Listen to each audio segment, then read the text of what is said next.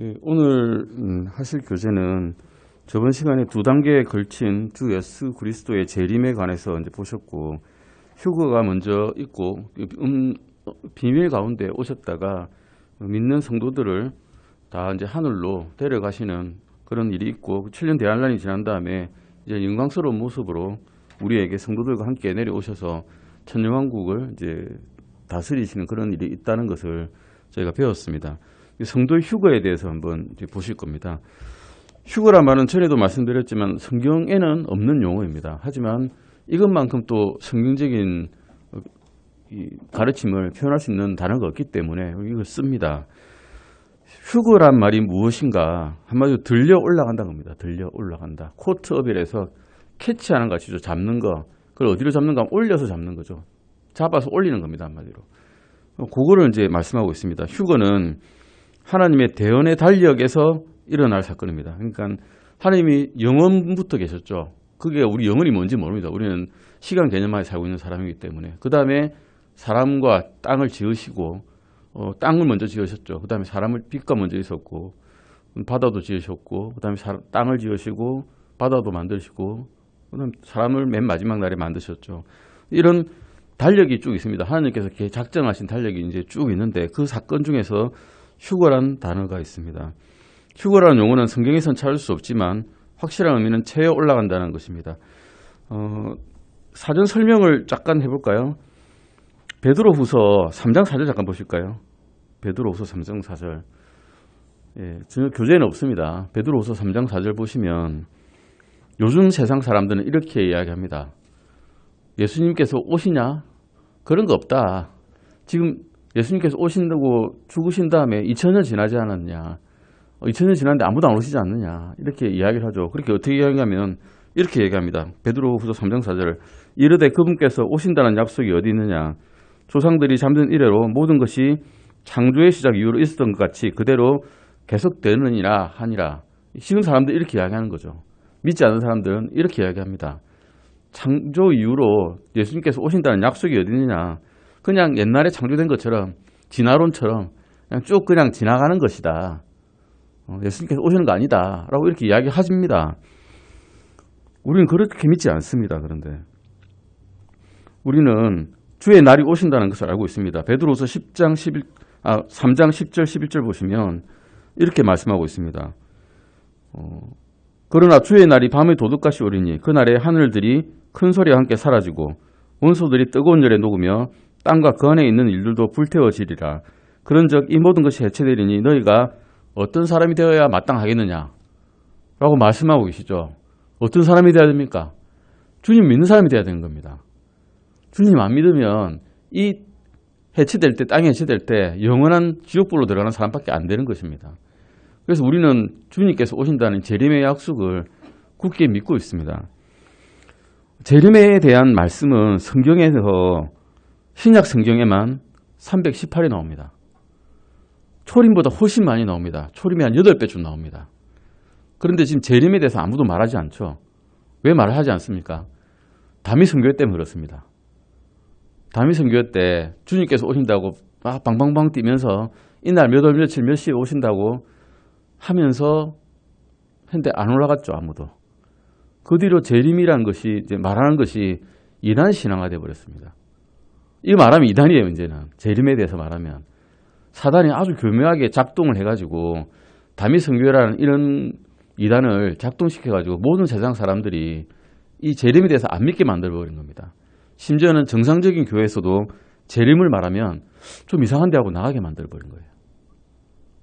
그래서 재림에 대해서 아무도 설교하지 않습니다.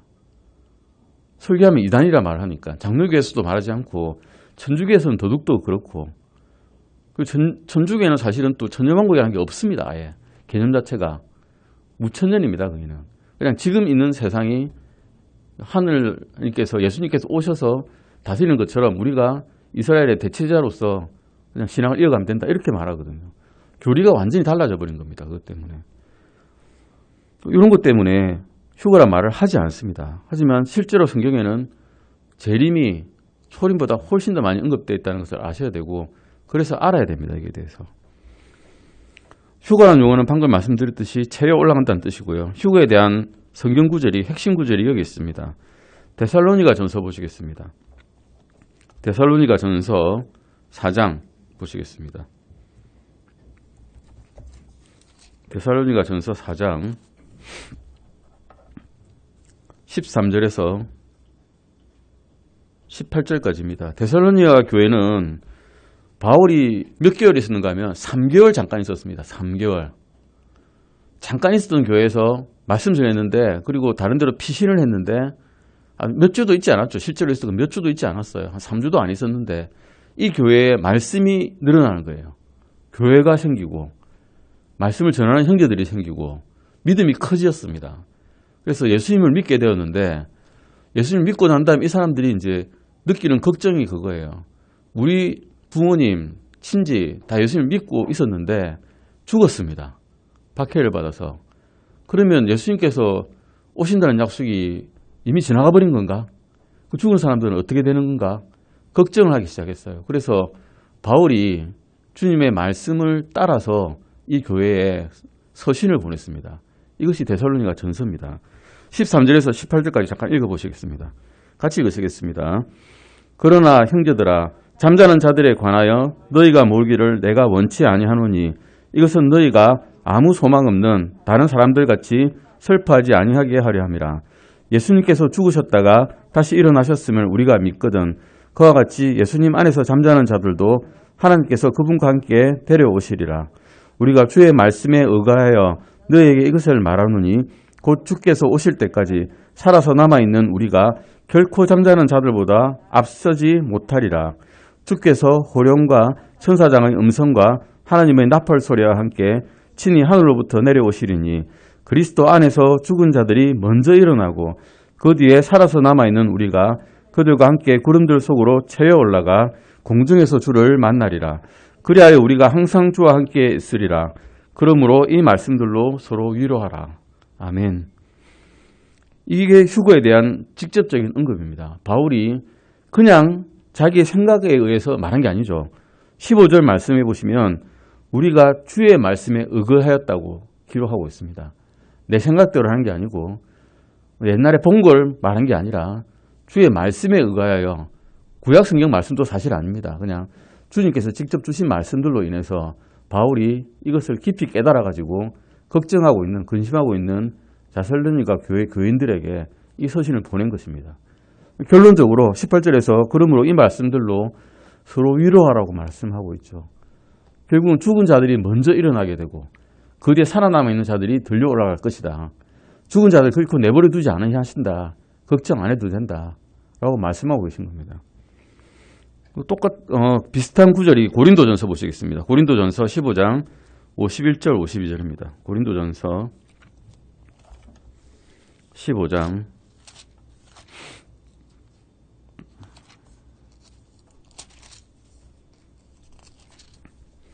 51절 52절입니다. 천사장의 호령과 주의 나팔 소리가 들린다 그랬죠. 근데 그게 어떻게 들릴지 저희는 알지 못합니다. 사실은 이게 정말로 음성으로 들릴지 아니면 나팔 소리로 들릴지, 나팔 소리가 어떤 나팔 소리가 들릴지, 음성이 어떻게 들릴지 알지 못하지만 아무튼 그렇게 될 때 우리가 덜 올라간다는 걸 굳게 믿고 있습니다. 자, 51절 52절 고린도전서 15장 같이 읽어보시겠습니다. 보라, 내가 너에게 한 신비를 보이노니 우리가 다 잠자지 아니하고 마지막 나팔 소리가 날 때에 눈 깜짝할 사이에 순식간에 다 변화되리라. 나팔 소리가 나매 죽은 자들이 썩지 아니할 것으로 일으켜지며 우리가 변화되리니. 변화된다고 말씀하셨죠. 근데 무엇을 보였습니까? 신비를 보인다는 겁니다. 신비는 영어로 뭐였습니까? 미스테리입니다. 미스테리. 미스테리 극장 아시죠? 미스테리 극장은 미스테리 소설. 미스테리가 신비고 비밀인데 그 비밀은 아는 사람에게는 비밀이 아니죠. 모르는 사람한테 비밀인 겁니다. 예수님을 믿지 않는 사람한테는 비밀인데 믿는 자에게는 더 이상 비밀이 아닙니다. 성경을 알고 있기 때문에 이제 우리에게는 더 이상 비밀이 아닌 거죠. 밝히 말씀해 주셨거든요. 그래서 예수님 안에서만 있으면 이렇게 될 거라는 것을 우리 이제 알고 있는 겁니다. 이제는 신비가 아닙니다. 이제는. 빌립보서 3장 20절 21절도 보시겠습니다. 빌립보서 3장 20절 21절입니다. 이 휴거에 관한 핵심 성경 구절입니다. 예, 빌립보서 3장 20절, 21절 말씀입니다. 같이 읽으시겠습니다. 우리의 생활 방식은 하늘에 있으며 또한 거기로부터 오실 구원자 주 예수 그리스도를 우리가 기다리고 있는데 그분께서는 참으로 모든 것을 자기에게 복종시킬 수 있는 능력을 써서 그 능력대로 우리의 천한 몸을 변화시켜 자신의 영광스러운 몸과 같게 만드시리라. 아멘. 우리가 죽을 때 어떤 모습으로 죽을지 우리는 알지 못합니다. 그리고 지금 살아있을 때도 온갖 각종 질병에 다 걸려있죠. 그리고 나이가 들면서 못하게 된 것들 많습니다. 그런데 그런 것들이 주님께서 오시게 되면 우리의 몸이 주님의 영광스러운 몸과 같이 변하게 된다는 이런 말씀에 감사드릴 수밖에 없습니다. 그 더 좋은 것은 주님과 이제 영원히 같이 있게 된다는 거죠. 우리가 몸이 아무리 좋아도 주님과 같이 있지 아니하면 아무런 의미가 없습니다. 그 영원한 시간 속에서. 이런 것들 휴거에 대해서 성경에서는 분명히 말씀하고 있습니다. 휴거라고 딱 집어 나와 있지 않지만 랩처라고 나와 있지는 않지만 똑같은 의미로 이렇게 말씀하고 있는 겁니다. 이제 우리 질문 사항이 있습니다. 아래의 내용이 참인지 거짓인지 한번 볼까요? 데살로니가전서 5장 1절을 잠깐 찾아보시겠습니다. 데살로니가전서 5장 1절 2절입니다. 데살로니가전서 5장 1절 2절입니다. 그 교재에는 없는데 찾아본 성경 구절입니다. 데살로니가전서 5장 1절과 2절 말씀을 같이 읽어보시겠습니다. 그러나 형제들아 때와 시기에 관하여는 내가 너희에게 쓸 필요가 없나니 주의 날이 밤의 도둑같이 그렇게 오는 줄을 너희 자신이 완전히 아느니라. 때와 시기에 대해서는 아무도 모릅니다. 주님도 모르고요. 아들이신 주님께도 안 알려주셨습니다. 성도들도 그렇고 사도들도 모릅니다. 단 하나님만 알고 계십니다. 이게 대해서 우리가 왈가왈부할 필요가 없다는 겁니다. 전혀. 알지 못한다고 되어 있는데 나는 이날 휴거됩니다라고 말하면 거짓말이죠. 거짓 선지자들고 거짓 교사인 겁니다. 주의 날이 밤에 도둑같이 온다고 하십니다. 밤에 도둑은 자 이제 예고장 날리고 옵니까? 이날 몇 시에 오겠습니다. 예고장 날립니까? 안 날립니다. 그냥 갑자기 오는 겁니다. 갑자기 와서 도둑이 갑자기 훔쳐가죠. 몰래 와서. 이 땅에 있는 귀한 보물들이 성도들이라면 주님께서는 밤에 도둑같이 그 귀한 것들만 빼가는 겁니다. 도둑은 귀중품만 빼가지 잡다한 것 안 가져갑니다. 제일 귀중한 것만 빼가죠. 값진 것만 빼가는 겁니다. 그래서 밤에 도둑같이 오신다고 말씀하고 계십니다. 마태복음에도 똑같이 표현되어 있습니다. 마태복음 24장 마태복음 24장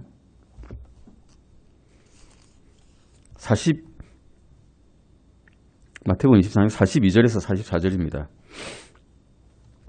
42절에서 44절입니다.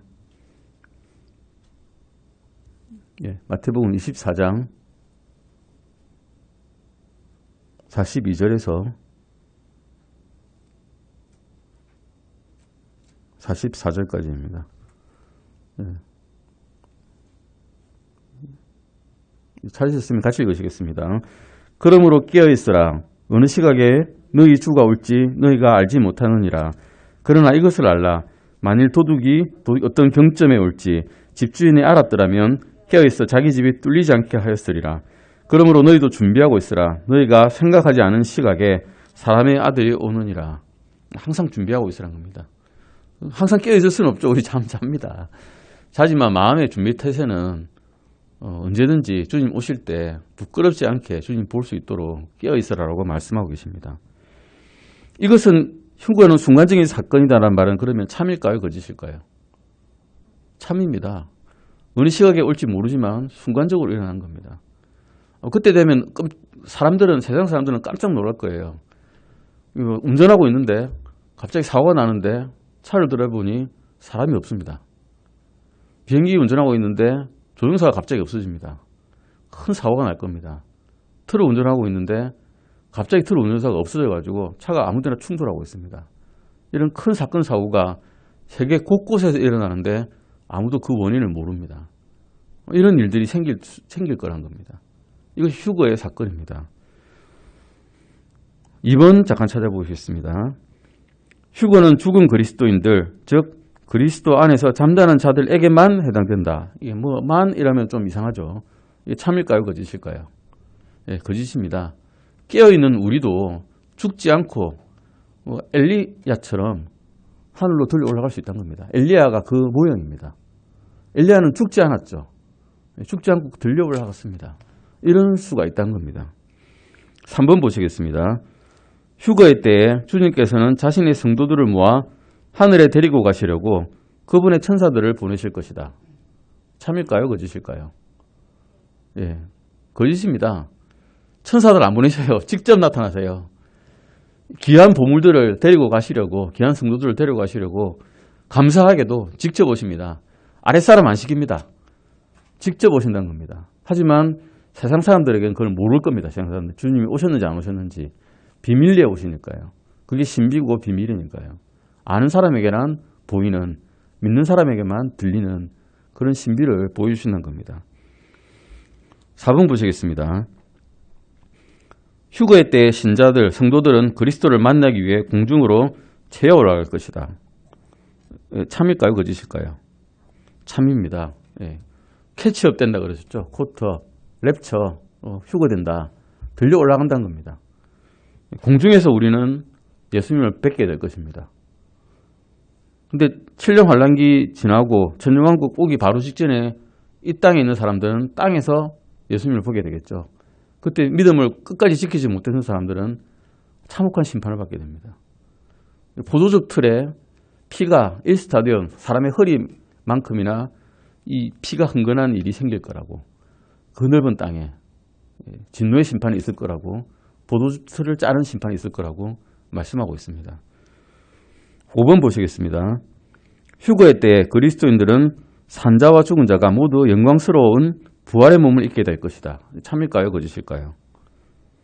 예, 참입니다. 산자도 죽은 자도. 근데 죽은 자가 먼저죠. 그리스도 안에서 먼저 죽은 자가 먼저 채우라고 말씀하고 있습니다. 순서가 있습니다. 위아래 찬물도 위아래가 있듯이 순서대로 합니다. 순서대로. 우리의 옛 선조들, 믿음의 선조들은 먼저 휴거를 당할 것입니다. 그 다음에 살아있는 우리가 올라가게 되고요. 마태복음 24장 42절 아까 읽어보셨는데요. 이건 말씀 안 드려도 알겠네요. 마태복음 24장 42절에 의하면 하나님께서는 우리에게 준비할 시간을 주기 위해 휴거가 언제인지 알려주십니까? 안 알려주십니다. 그때가 언제인지 예수님도 모르신다고 하셨어요. 예수님도 모르시는데 어떻게 알려줍니까? 하나님만 아시니까. 베드로 후서 잠깐 읽어보실까요? 베드로 후서 3장 3절에서 9절 잠깐 읽어보시겠습니다. 베드로 후서입니다. 아까 전에 아껴놓고 안 읽었던 구절이네요. 베드로 후서 3장 3절에서 9절까지입니다. 그런데 그러면 왜 금방 오신다고 해놓고 내가 속히 오리라 하셔놓고는 요한계시록 마지막 말씀에 왜 아직도 안 오시나? 예수님께서. 세상 사람들이 조롱하잖아요, 지금. 우리가 조롱을 듣고 있는데 왜 아직 안 오십니까? 물어보면 이 말씀을 듣고 우리가 아, 그렇구나 하고 머리를 치게 됩니다. 자, 다시 같이 읽어보시겠습니다. 3절부터 9절까지입니다. 먼저 이것을 알라. 곧 마지막 날들에 비웃는 자들이 와서 자기들의 정욕을 따라 걸으며 이르되 그분께서 오신다는 약속이 어디 있느냐? 조상들이 잠든 이래로 모든 것이 창조의 시작 이후로 있었던 것 같이 그대로 계속되느니라 하리라.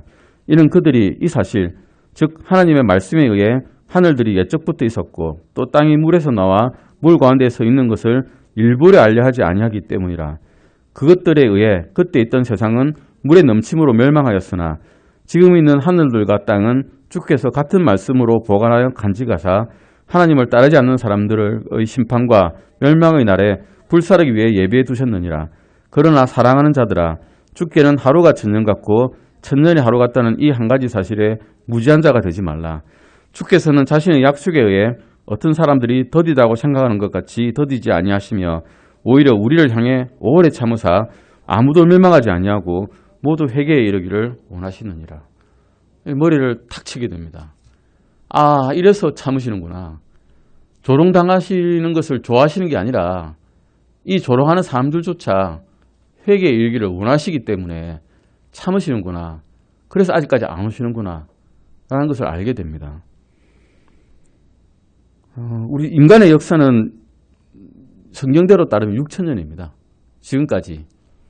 지금 AD 2000년이니까 거의 BC 4000년부터 시작되었다고 보는 견해가 많거든요. 근데 지금 뭐 과학자들은 그렇게 말 안 하죠. 200억 년도부터 시작되었다. 방사능 동위원소 검사법을 통해 보면 한 200억 년쯤인 것 같아. 그리고 뭐 아메바에서부터 인간이 만들어졌다. 아니면 원숭이부터 인간이 만들어졌다. 이렇게 이야기를 쭉 하지만 그렇게 될 수가 없습니다. 지금까지 말하는 원숭이를 본 적이 없거든요, 저는. 사람은 사람대로 만들어졌고, 모르겠습니다. 땅을 200억 년이 된 것처럼 만드실 수는 있겠지만, 하나님께서. 동요소도 뭐든. 하지만 인간의 역사는, 이 땅의 역사는 6,000년 되었다고 봐지면, 하루가 1000년 같고 1000년이 하루 같다고 하시는 하나님이시라면, 7일째가 안식일 아닙니까? 땅을 만드실 때, 지구를 만드실 때. 7일째 휴식이 취하는 게 그게 천년왕국의 예표거든요. 그러면 지금쯤이면 6,000년이 지났기 때문에 끝날에 거의 오지 않았나 이런 생각이 듭니다. 지금까지 계속 그런데 참고 계시죠. 이런 조롱에도 불구하고 끝까지 회개하는 사람이 있기를 바라시고 계속 참고 계시다는 것을 우리는 여기서 알 수가 있습니다. 그러면 이제 지상 재림하실 때는 어떤 모습으로 오실까를 보게 됩니다.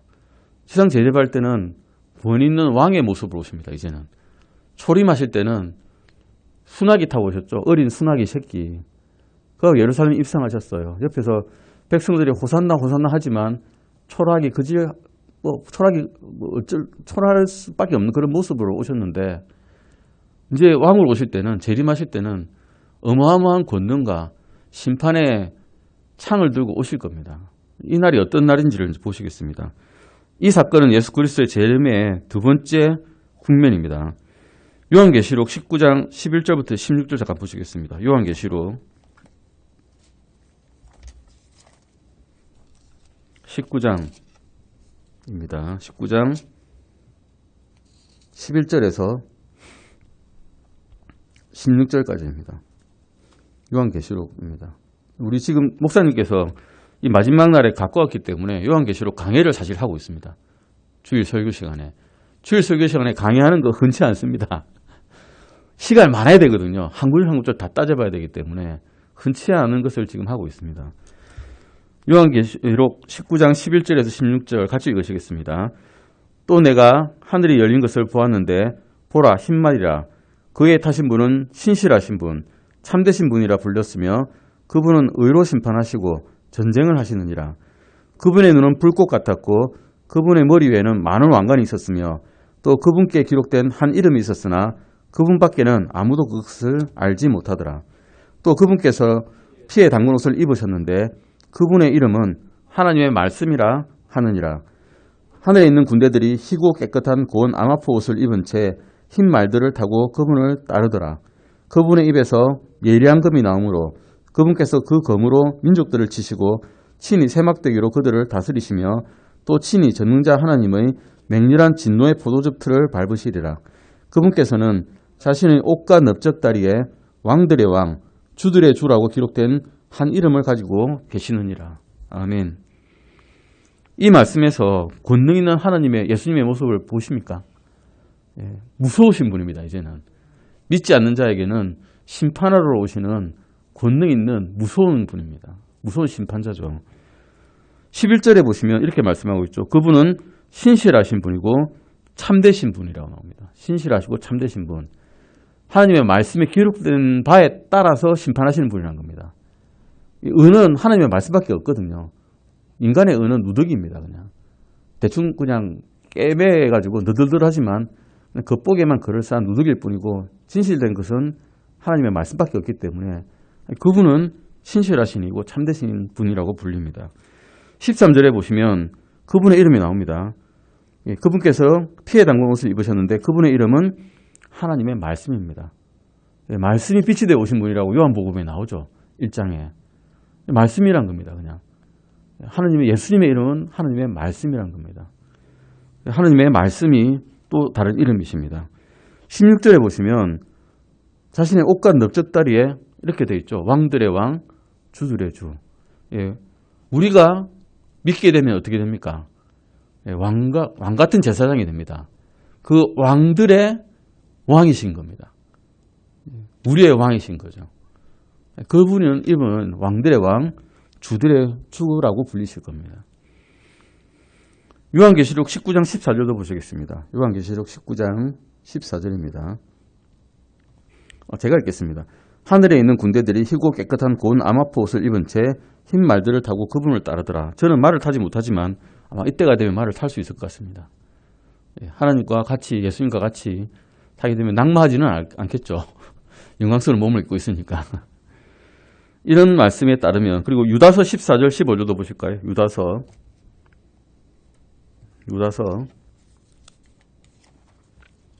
14절 15절입니다.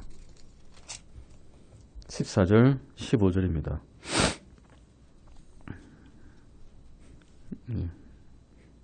같이 한번 읽어보시겠습니다. 아담으로부터 7번째 사람인 에녹도 이들에 관하여 대언하여 이르되 보라 주께서 자신의 수만 성도와 함께 오시나니 이것은 모든 사람에게 심판을 집행하사 그들 가운데서 하나님을 따르지 않는 모든 자들이 하나님을 대적하여 범한 하나님을 대적하는 그들의 모든 행위와 또 하나님을 따르지 않는 죄인들이 그분을 대적하여 말한 그들의 모든 거친 발언에 대해 그들을 정죄하려 하심이라 하였는지라. 예수님께서는 하늘에 있는 군대들과 이제 다시 오십니다. 하늘에 있는 군대들의 우리도 포함되어 있습니다. 아멘. 스가랴서 보시겠습니다. 오실 때 재림하실 때 모습입니다. 스가랴서 14장 1절에서 4절까지 말씀입니다. 사도행전에 보시면 예수님께서 올리브산에서 올라가셨죠. 제자들이 보는 그대로 구름 위로 올라가서 이제 안 보게 되니까 제자들이 황망하게 쳐다보고 있으니까 흰 옷 입은 사람이 어째서 너희가 그대로 예수님을 보고 있느냐. 너가 올라간 그대로 내려오실 것이다. 말씀하셨죠. 그 말씀이 스가랴서에 있습니다. 스가랴서 14장 1절에서 4절 같이 읽으시겠습니다. 보라 주의 날이 오리니 사람들이 내게서 취한 노략물을 내 한가운데서 나누리라. 내가 예루살렘을 대적하여 전쟁하게 하려고 모든 민족들을 모으리니 그 도시가 함락되며 집들이 강탈을 당하고 여인들이 강간을 당하며 도시의 반이 포로로 잡혀갈 것이나 백성 중에서 남은 자들은 그 도시에서 끊어지지 아니하리라. 그때 주께서 나가사 그 민족들과 싸우시되 전쟁의 날에 싸우신 것 같이 하시리라. 그날에 그분의 발이 예루살렘 앞 동쪽에 있는 올리브산 위에 서실 것이요 올리브산이 그것의 한가운데서 동쪽과 서쪽으로 갈라지므로 심히 큰 골짜기가 생길 것이며 그 산의 반은 북쪽으로 그 산의 반은 남쪽으로 이동하리라. 예수님께서 영광 중에 다시 오실 때 자신의 발을 올리브산에 딱 놓으시는데 그 산이 어떻게 된답니까? 갈리는 겁니다. 동쪽과 서쪽으로 골짜기가 생깁니다. 여기에 민족들이 많이 모여있죠. 해오의 바람이 불면서 이 민족들을 그 골짜기에 쳐넣는답니다. 그리고 그걸 짜면 어찌 됩니까? 피가 콸콸콸 나는 겁니다. 이런 일들이 요한계시록에 기록이 되어 있습니다. 물론 그 전에 이스라엘 민족들은 3분의 2가 죽게 됩니다. 남은 자들만 3분의 1 정도밖에 안 남는 거죠. 우리 민족이 한 6천만 된다 그러면 4천만이 죽는 겁니다. 그 피가 얼마나 많겠습니까? 그래서 말고비 찾는 그 말의 허리 정도까지 피가 찬다는 겁니다. 이런 말씀들이 아주 무서운 말씀들이 기록되어 있습니다. 우리는 다행히 그게 안 들어간 걸 다행으로 생각하게 됩니다. 믿게 되면 이 교회 시대에는 그렇게 안 견뎌도 되거든요. 그래서 복된 말씀인 거죠. 구원의 말씀이. 데살로니가후서 1장 7절에서 10절 잠깐 보시겠습니다. 데살로니가후서입니다. 데살로니가후서 1장 7절에서 10절입니다. 데살로니가후서 1장 7절에서 10절입니다. 찾으셨으면 같이 읽으시겠습니다. 괴로움을 당하는 너에게는 우리가 함께 안식으로 갚으시는 것이 하나님께는 의로운 일인데 이 일은 주 예수님께서 자신의 강력한 천사들과 함께 하늘로부터 나타나사 하나님을 알지 못하는 자들과 우리 주 예수 그리스도의 복음에 순종하지 아니하는 자들에게 타오르는 불로 징벌하실 때에 이루어질 것이며 그때 그들은 주의 얼굴 앞과 그분의 권능의 영광에서 떠나 영존하는 파멸로 형벌을 받으리라. 그날에 그분께서 오셔서 자신의 성도들 가운데서 영광을 받으시고 믿는 모든 자들 가운데서 칭송을 받으시리니 이는 너희가 우리의 증언을 너희 가운데서 믿었기 때문이라. 예, 영광을 받는 딱 한 가지 이유가 뭡니까? 믿었기 때문입니다. 내가 뭘 잘해서가 아니고, 내가 뭐 주님께 더 바쳐서 그런 것도 아니고, 내가 좀 착해서 그런 것도 아니고, 그냥 믿었기 때문입니다. 예, 하나님께 감사를 드립니다. 이것이 이제 주님께서 오실 지상재림, 무시무시한 지상재림입니다. 예. 이것을 듣고 예전에 한 17세기 사람들은 다 하나님께로 돌아왔어요. 목사가 이 강단에서 이것을 설교를 하면 다 두려움에 떨면서 하나님께 돌아왔습니다. 근데 점점 이제 신학이 자유신학적으로 변해가면서 이런 거 믿지 않아요. 요즘에는. 설교도 안 하고 믿지도 않고 그 무서운 미래에 대해서는 아무도 말하지 않는 겁니다. 믿지 않으면 어떻게 된다는 것을. 그 문제입니다. 이것은. 그 다음은 휴거와 지상재림 사이의 기간에 대한 겁니다. 그러면 휴거가 일어나고 주님께서 나타나실 이 무서운, 안 믿는 사람에게는 무서운 날, 믿는 사람에게는 영광의 날, 이 날에는 기간이 있는가? 기간이 구약 성경에 대언되어 있습니다. 신약 성경에 대언되어 있는 것도 있지만 구약 성경에 그 날들이 분명하게 연대기로서 나타나 있습니다. 다니엘서에 나타나 있거든요. 프린트물 받으신 분도 있으시고 안 받으신 분도 있을 텐데 그 프린트에 보시면 다니엘의 70일에라고 이제 기록이 됐습니다. 다니엘이 70년이라는 것을 먼저 이제 생각을 했습니다. 다니엘은 바빌론에 끌려간 포로죠. 자기가 15살쯤에 유다에서 끌려갔습니다. 바빌론에 의해서. 바빌론 끌려가가지고 거기서 아주 총명하다 보니까 그 나라의 아주 높은 자리까지 차지하고 왕 옆에 서서 말씀 전하는 일을 하는 그런 사람이 되었는데 이 사람이 한 68세쯤 되었을 때, 떠난 지 68년쯤 지났을 때, 나이가 지긋이 들었을 때죠. 그때쯤 기도하다가 이제 70년쯤 되면 주님께서 우리를 저쪽으로 보내주시겠다, 원래 땅으로 보내주시겠다라는 말씀을 듣게 됩니다. 그런데 70년이 끝이 아니라는 거죠. 70년 때 땅으로는 돌아가는데 이 이스라엘 민족들이 완전한 구원을 받기 위해서는 71회가 필요하다는 것을 이제 알게 됩니다. 71회라는 것은 1회는 일주일을 말하는 거거든요. 1회가 원래 7일을 말하는 겁니다. 근데 71회라 그러면 490일이라고 우리 생각할 수 있는데 490일이 하루를 1년으로 치게 되면 490년이 지나야 이스라엘 민족들이 구원을 받게 된다는 것으로 이제 주님께서 해석을 해주신 거죠. 말씀을 해주신 겁니다. 구약 성경 배운의 책인 다니엘서에는 재림의 두 단계 사이, 휴거와 실제로 예수님께서 지상으로 내려오시는 지상 재림 그 사이에는 7년의 기간이 필요하다는 것을 가르쳐주고 있습니다. 다니엘서 9장 24절 보시겠습니다. 다니엘서 9장 24절입니다. 네, 다니엘서 9장 24절입니다. 찾으셨으면 같이 읽으시겠습니다. 찾으셨으면 주께서 내 백성과 내 거룩한 도시에게 71회를 정하셨나니 이것은 범법을 그치고 제도를 끝내며 불법에 대하여 화해를 이루고 영존하는 을을 가져오며 환상 계시와 대언을 봉인하고 지극히 거룩하신 분에게 기름을 부으려 하심이라 라고 말씀되어 있습니다.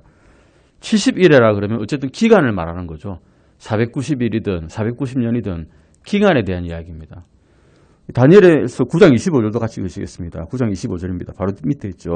그러므로 알고 깨달을지어다. 즉 예루살렘을 회복하고 건축하라는 명령이 나가는 때부터 통치자 메시아가 올 때까지 7일회와 62일회가 있을 것이며 참으로 고난의 때에 거리와 성벽이 다시 건축되고 느부갓네살 왕 때 다니엘이 끌려갔는데 아닥사스다 왕 때 이 명령이 나갑니다. 이게 BC 445년경입니다. 그 시대부터 이제 쭉 예수님께서 오실 때까지가 7일회와 보시면 나온 대로 말씀한 대로 62일회가 지나면 7일회와 61회면 그러니까 7 더하기 62 하면 얼마입니까? 69죠. 69일회가 지나면 예수님께서 오실 거라는 겁니다. 메시아가 오실 거라는 거죠. 그런데 그분이 나중에는 그냥 끊어진다라고 합니다. 메시아가 오시고 난 다음에부터는 유대인의 역사가 잠시 멈추게 됩니다. 그 도표 보시면 다니엘의 70일에 나눠드린 도표를 보시면 BC 445년부터 7일에가 있고 예루살렘 재건까지 49년이 걸렸다는 거죠. 그 다음에 62일에가 더 있는데 통치자 메시아까지 434년이 더 지나갔습니다. AD 30년쯤에 예수님께서 십자가에 매달리셨다고 보시면 그때부터는 뭐 역사가 없는 겁니다. 갑자기 7년이 벙 떠버렸어요. 이 7년이 어디로 갔느냐. 교회 시대가 구약 시대 사람들에게는 계시되지 않았기 때문에 이 일에 포함되지 않는 겁니다. 마지막 때에 가야 이제 7년이라는 일회가 작동이 되는데 이때가 7년 환란기란 거죠. 그 중간에 성소에 분양되는 것이 끊어지고 이스라엘 사람들에 대해서 처음에는 아주 우호적으로 대하다가 성전 봉양물도 드리다가 갑자기 그때부터 못 끊게 3년 반부터는 못 드리게 하고 극심한 환란이 이제 일어나게 되는 것입니다. 이것이 다니엘에 말하는 70일에 대한 말씀입니다. 그 이후에 다 3년 반이 끝나고 나면 올리브산에 주님께서 지상 재림하시는 겁니다. 이것이 다니엘의 70일에 대한 간략한 설명입니다. 2번 약간 보시면 다니엘의 9장 25절 이 일에는 사실은 7이 한 그룹을 형성하여 그것들이 여러 개 있는 것, 곧 7년이라는 기간이 여러 개 있는 것을 말해줍니다. 예루살렘을 재건하는 명령이 내려질 때부터 메시아가 와서 끊어질 때까지 69일에가 그래서 있다는 것입니다. BC 445년부터 AD 30년까지 기간으로서 69 곱하기 7하면 483년인데 이게 유대인들의 달력은 우리 달력하고 다릅니다. 유대인들의 달력은 한 달이 30일입니다. 그래서 계산을 날짜를 딱 계산해 보면 우리 계산법으로는 476년이 됩니다. 대략. 정확하지는 않습니다. 윤년이 있고 윤달이 끼어 있기 때문에 태양력으로는 476년이 돼버립니다. 해보니까 맞거든요. 이게 계산이 정확하게 맞아버려요.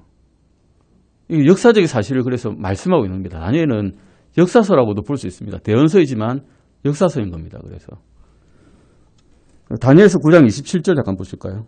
같이 읽으시겠습니다. 다니엘서 9장 27절입니다.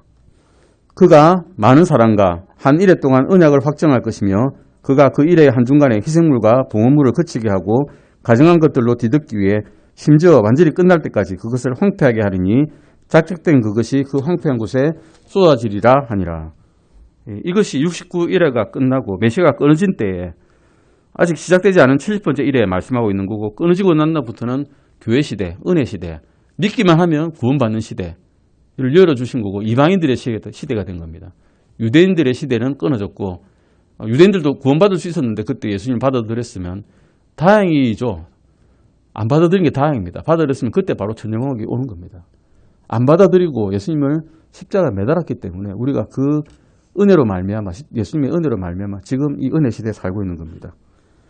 다니엘의 마지막 7년은 휴거와 함께 시작되고 그리스도인들은 공중으로 채워 올라가고 7년 동안 이 대환란기 때 어느 사건하고도 연관되지 않습니다. 우리 여기까지 하시고 다음 시간에 그리스도 심판석에 대해서 보시겠습니다. 기도하시고 마치시겠습니다.